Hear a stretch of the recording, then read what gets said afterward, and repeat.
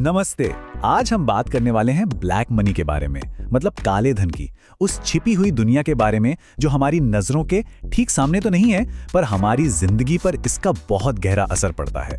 ये एक ऐसी पैरेलल इकोनॉमी है जो ऑफिशियल आंकड़ों से बिल्कुल परे काम करती है। तो चलिए इस अनदेखी दुनिया को समझने की कोशिश करते हैं। और ये बात इस पूरी समस्या को बहुत अच्छे से समझाती है। ये जो काले धन का बहाव है, ये एक ऐसी नदी की तरह है जिसे हम देख तो नहीं सकते, लेकिन हम सब जानते हैं कि ये बह रही है और हमारी इकोनॉमी के पूरे ढांचे को लगातार बदल रही है। तो सवाल ये है कि ये काला धन आखिर है क्या? देखिए, सीधी सीधी भाषा में कहें तो ये वो पैसा है जिसका कोई ऑफिशियल हिसाब किताब नहीं है। और हाँ, ये जरूरी नहीं कि ये पैसा हमेशा ही गैर कानूनी कामों से आए। ये कोई भी ऐसी इनकम हो सकती है जिसे बस टैक्स अधिकारियों की नजर से बचाने के लिए जानबूझकर छिपाया गया हो। अब सबसे बड़ा सवाल यही उठता है कि ये जो अनदेखी इकोनॉमी है, ये आखिर कितनी बड़ी है। और जैसा कि हम आगे देखेंगे, इसे मापना अपने आप में ही एक बहुत बड़ी चुनौती है।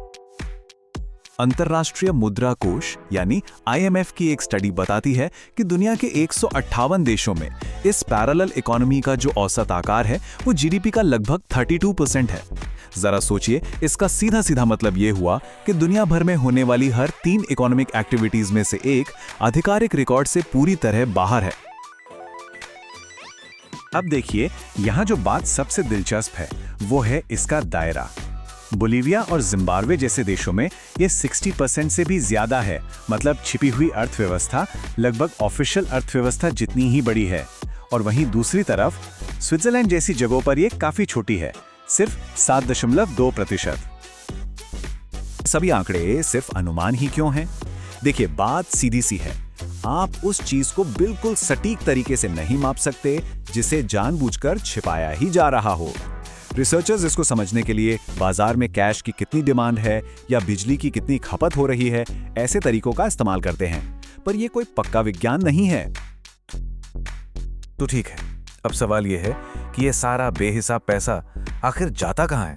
इसको छिपाने और इस्तेमाल करने के कई रास्ते हैं। कुछ सबसे कॉमन रास्ते हैं जहां यह पैसा जाता है। रियल एस्टेट और सोना तो इसे छिपाने के बहुत पुराने तरीके हैं। इसके अलावा शेल कंपनियां बनाई जाती हैं, मतलब ऐसी कंपनियां जो सिर्फ कागजों पर होती हैं ताकि पैसे के असली मालिक को छिपाया जा सके। हवाला जैसे सिस्टम के जरिए इसे बिना कोई डिजिटल निशान छोड़े एक देश से दूसरे देश भेज दिया जाता है। और हाँ, अब तो गुमनाम रहने की वजह से क्रिप्टो करेंसी भी एक नया जरिया बन गई है। ये सिर्फ आंकड़ों और छिपे हुए खजानों की कहानी नहीं है। इस पैरेलल इकोनॉमी का हम सभी की रोजमर्रा की जिंदगी पर बहुत ही असल और नुकसानदेह असर पड़ता है। तो इसका असर क्या होता है? जब इतना सारा पैसा सिस्टम से बाहर घूम रहा हो तो ये हर चीज पर असर डालता है। जब बेहिसाब कैश रियल एस्टेट बाजार में आता है तो घर के दाम आम लोगों की पहुंच से बाहर हो जाते हैं। जो लोग ईमानदारी से अपना बिजनेस चलाते हैं, उनके लिए मुकाबला करना मुश्किल हो जाता है। और सबसे जरूरी बात, क्योंकि इस पैसे पर कोई टैक्स नहीं दिया जाता, इसलिए सरकार के पास स्कूल, सड़कें और अस्पताल बनाने के लिए फंड्स कम पड़ जाते हैं। छिपे हुए धन की वजह से अमीर लोग असल में उससे कहीं ज्यादा अमीर हैं जितना वो कागजों पर दिखाते हैं। और जैसे ही हम इस पिरामिड में और ऊपर की तरफ देखते हैं, ये तस्वीर और भी ज्यादा साफ हो जाती है। देश के टॉप 0.1% अमीरों के लिए बताई गई इनकम और असली संपत्ति के बीच का ये फासला बहुत ही ज्यादा बढ़ जाता है। ये एक पक्का सबूत है कि कैसे छुपा हुआ धन समाज के बिल्कुल टॉप पर इकट्ठा होता जा रहा है। यहाँ एक सीधी सीधी तुलना करते हैं। एक तरफ एक ऐसी अर्थव्यवस्था है जहां नियम कानून लागू होते हैं, और दूसरी तरफ एक छायादार दुनिया है जहां बेहिसाब कैश नियमों को तोड़ मरोड़ देता है, चीजों के दाम बढ़ा देता है और सबके लिए मौके बराबर नहीं रहने देता। तो अब सवाल ये उठता है कि इस बढ़ती हुई समस्या से निपटने के लिए आखिर किया क्या जा रहा है? आइए इस परछाई से लड़ने के मॉडर्न तरीकों पर एक नजर डालते हैं। सबसे पहले तो ये समझना जरूरी है कि ये कोई आसान लड़ाई नहीं है। ये एक तरह का चूहे बिल्ली का खेल है। जैसे ही सरकारें पैसे के बहाव को ट्रैक करने का एक रास्ता बंद करती हैं, इसे छिपाने वाले कोई नया रास्ता निकाल ही लेते हैं। ये एक लगातार चलने वाली जद्दोजहद है।